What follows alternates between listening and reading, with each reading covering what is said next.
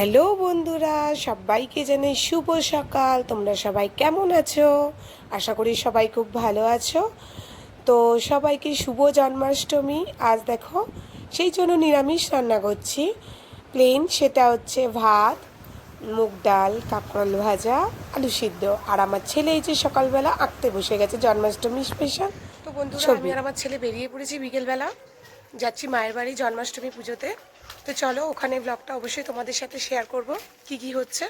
তোমরা কিন্তু পুরো ভিডিওটা লাস্ট অবধি দেখতে থাকো। তো এখানে এসে দেখছি বোন তো আগে ভাগেই চলে এসেছে মাকে হেল্প করার জন্য, কারণ কি মা তো একা একা সবটা পেরে ওঠে না। তো এসে লুচি ভাজতে বসেছে বটে, কিন্তু ও ঠিকঠাক লুচি করতে পারে না। তো ওই জন্য বললো দিদি তুই কর। তো দুজন মিলেই হাতাহাতি করে সবটা গুছিয়ে ফেলছিলাম। ঠাকুর গোছানো, সাজানো, ভোগ রান্না করা মাও করছিল, তিনজন মিলেই করছিলাম, যেহেতু পুজোর কাজ করতে বেশ ভালোই লাগে আমাদের।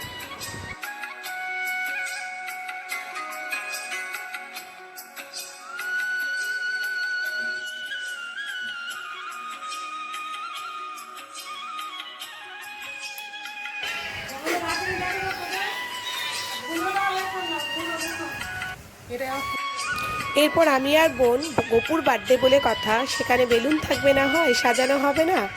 তো আমি আর বোন বেলুন ফোলাতে শুরু করলাম আর কি, যেটা আমার দ্বারা খুব একটা হয় না। তবু আমি বেঁধে বেঁধে মানে আমি ফুলিয়ে দিচ্ছিলাম আর বোনকে বলছিলাম তুই বাঁধ। আর এত গরম, তার জন্য তো ফ্যান চালাতেই হচ্ছিল, আর বেলুনগুলো তেমন উড়েও চলে যাচ্ছিল। মানে এই নিয়ে সবাই বেশ হাসাহাসি করেই কাজগুলো করছিলাম। আর দুটো বাচ্চা ভিডিও করছিল, যেহেতু করার মতো কেউ ছিল না। ঠিকঠাক পারিনি হয়তো, তবু যেটুকুনি পেরেছে ওরা চেষ্টা করেছে।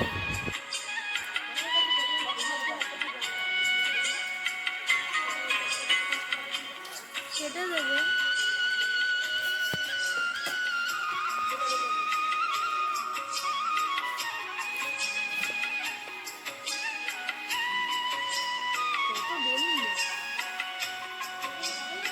না এটা, না এটা ইয়েলো টেপ।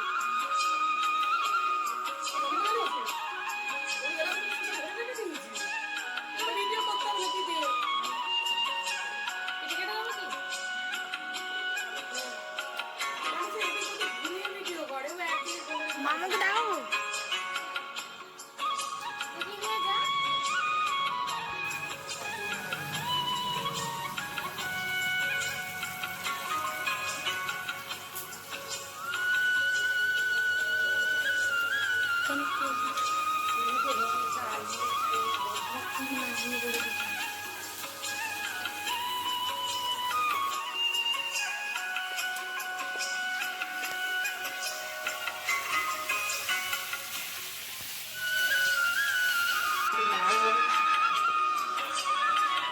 তো মোটামুটিভাবে এবারে গোপালকে মোটামুটি সাজানোটা কমপ্লিট, আর সমস্ত জোগাড়যন্ত্রীও মানে ভোগ রান্নাটাও হয়ে এসছে।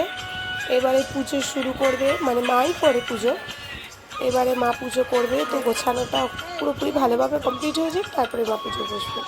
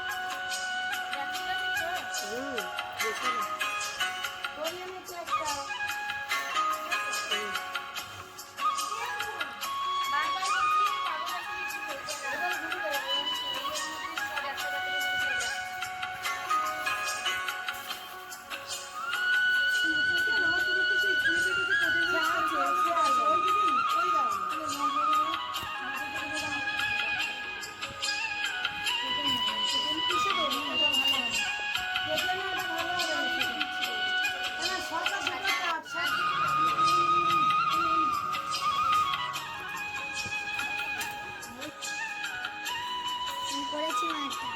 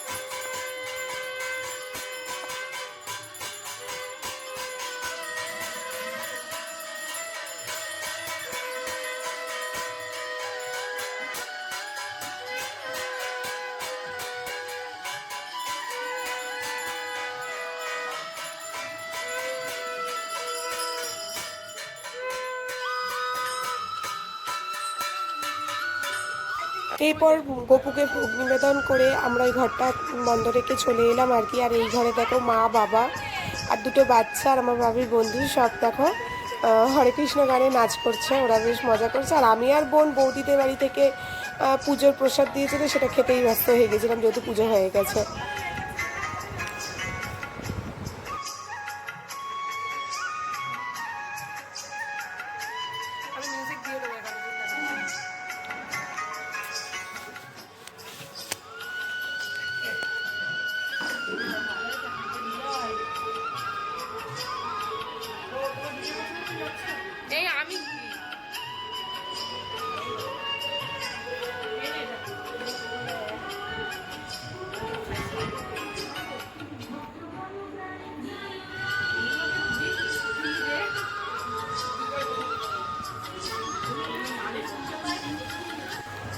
এরপর আমি বোনের চশমাটা করে একটু ঢং করছিলাম আর কি।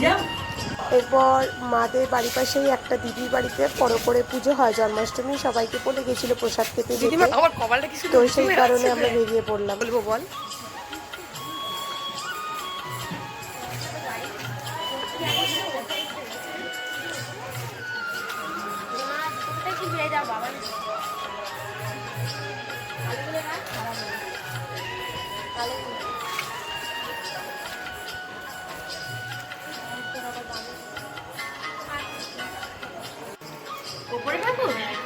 ও ঠাকুর উপরে আছে, রাধা কৃষ্ণ দেখি না আমি রাধা কৃষ্ণ।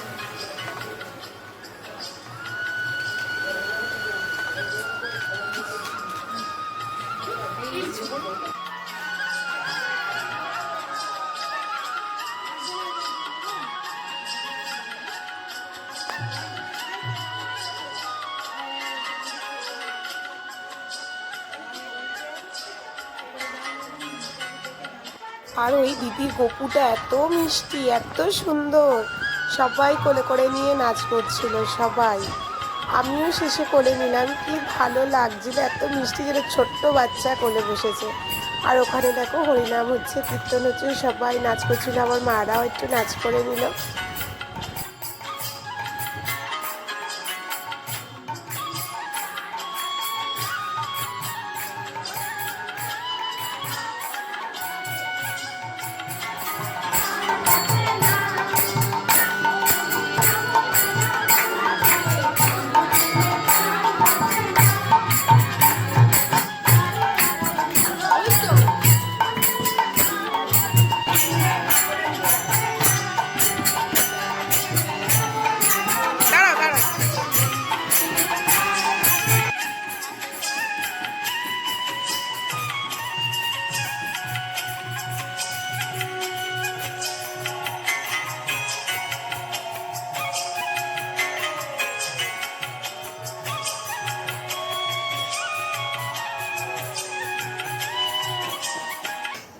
এরপর বাচ্চাগুলো ওদের বাড়িতে প্রসাদ খেতে বসে গেল আর কি। প্রসাদ খেয়ে রাতের খাবার খেয়ে আমরা বাড়ি